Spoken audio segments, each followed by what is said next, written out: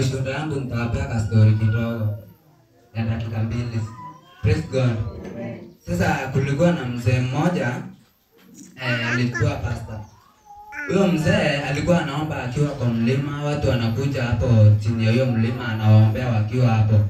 Lakini kuna mlevi mmoja alikuwa anakuja kusumbuana hapo. Sasa huyo mlevi alikuwa anakuja anasumbua watu wanaombewa hapo, na hiyo kitu ilikuwa inauma huyo pastor sana. Sasa huyo pastor alifanya fasting, akaomba akiombea huyo mlevi aokoke ndio aache kukuja kusumbuana hapo. Lakini bado huyo mlevi hakuokoka. Praise God. Sasa after kama miaka 2 hivi bado yule mlevi hajaokoka. Pastor bado anaomba. Ikafika mahali yule pastor akakata tamaa. Akasema sasa kama imeshindikana kwa maombi, haitashindikana kwa mwili. Nafikiri alikuwa mmeru. Sasa akachukua panga, akateremka pale chini yule mlima, akasema nitamngoja hapo chini. Sitaki hata nimuone nikiwa huko juu, nataka akikuja anikute hapo. Praise God.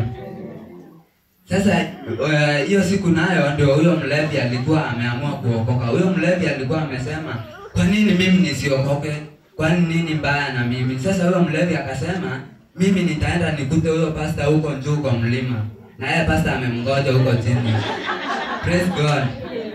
Sasa yule mlevi alikuja akaenda huko kwa mlima na yeye pastor ako huko chini. Unaona hawakupatana.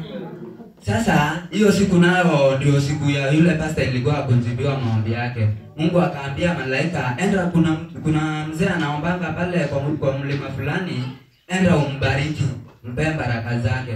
Yule mlevi naye vile alienda kwa ule mlima alianza kuomba hapo.